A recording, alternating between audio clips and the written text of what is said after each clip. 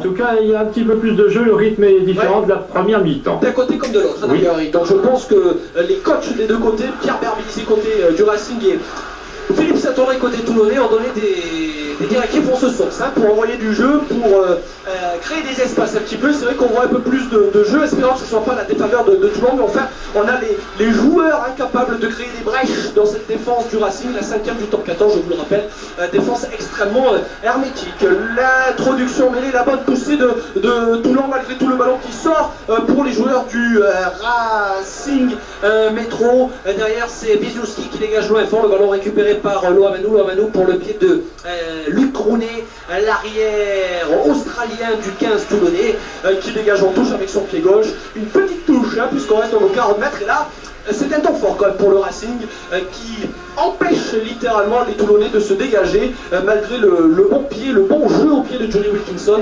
Les Toulonnais qui ont bien du mal à mettre la main sur le ballon depuis le début de cette deuxième mi-temps. Et je vous rappelle, après 9 minutes de jeu dans cette deuxième mi-temps, c'est bien le Racing qui mène ici.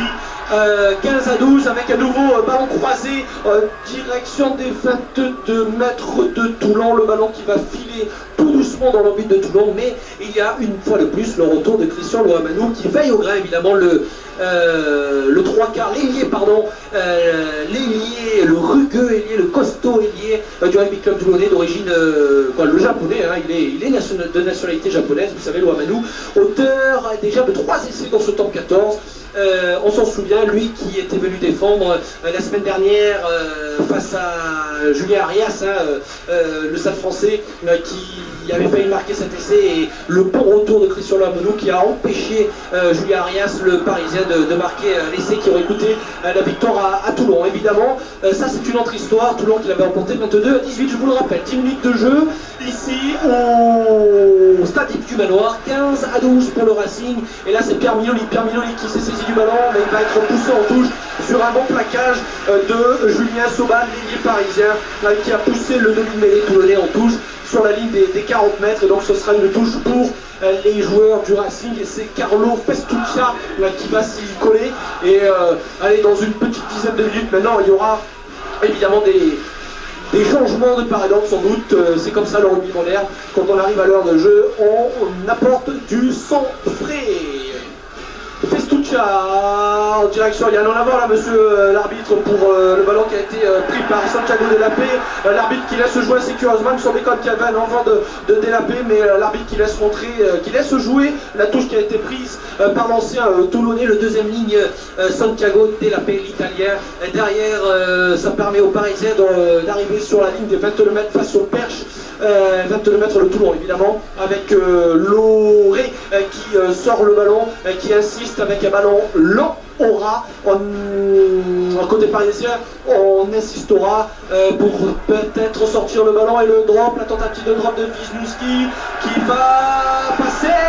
Le drop de Wisniewski à l'instant même, bien décalé sur la ligne des 40 mètres quasiment, après 51 minutes de jeu.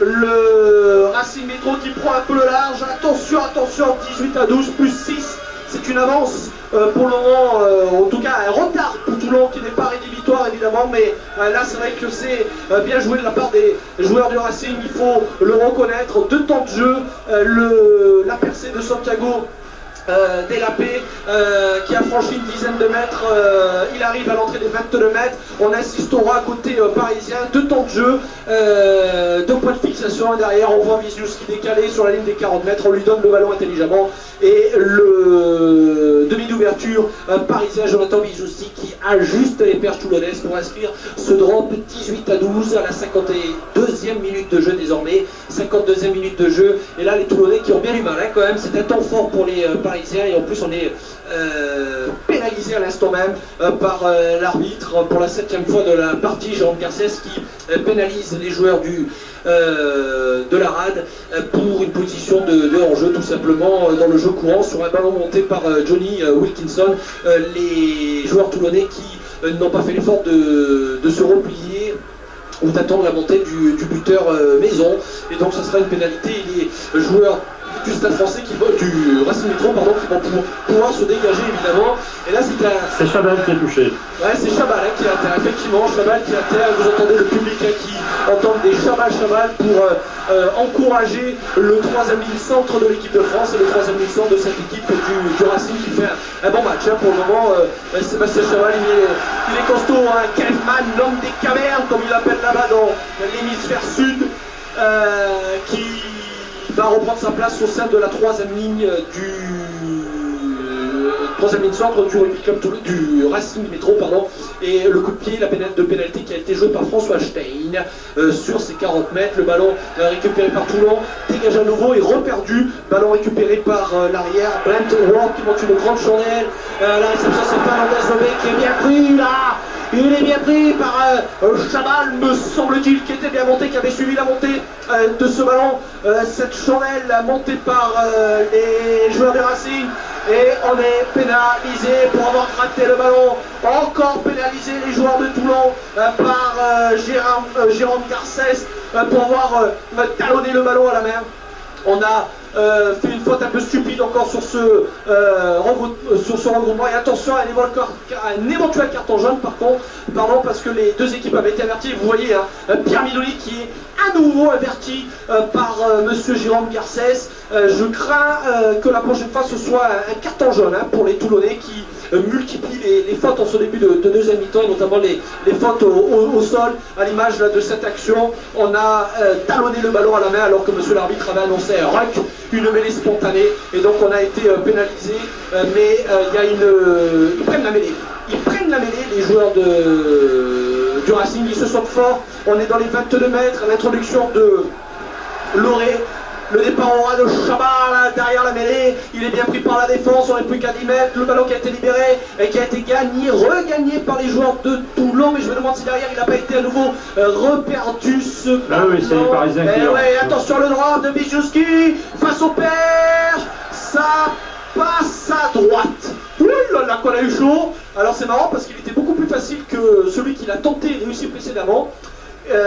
Jonathan Wisniewski, et là il a raté le drop. On va pas se plaindre, évidemment, on va pas se plaindre côté toulonnais, ce serait un renvoi au 22 mètres, ce ballon et la distance était bonne, mais il a dévissé, il a pris ce ballon de l'arête droite du pied, tout à fait, Eric, vous avez bien vu sur vos images, et on en reste donc pour le moment à 18-12 pour le Racing Métro, avec après un quart d'heure de jeu en deuxième mi-temps.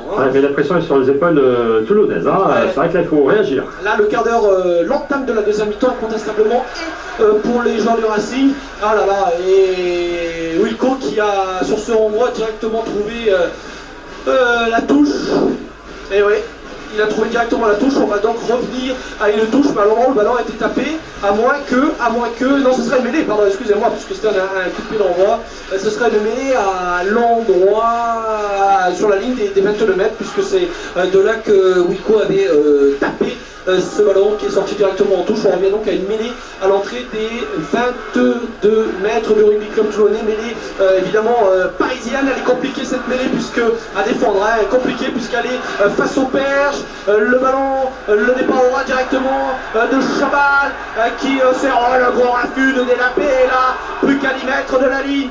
Et il continue à progresser, les joueurs du Racing. On n'est plus qu'à 3 mètres de la ligne. Ils ont perdu le ballon normalement. Normalement ils ont perdu le ballon.